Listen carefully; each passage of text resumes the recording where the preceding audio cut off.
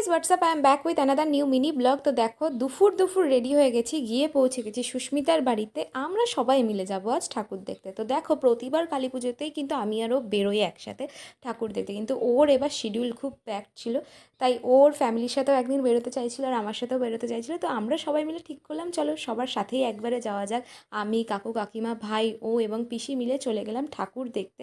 তো নৈহাটি স্টেশনে দেখো নেমে পড়লাম। তো ভিড় তো হবেই অ্যাজ ইউজুয়াল, ভিড় যে হবে এই এক্সপেকটেশন নিয়েই এসেছিলাম। তো যে কে সেই, তারপর আর কি একের পর এক ঠাকুর দেখা শুরু করলাম।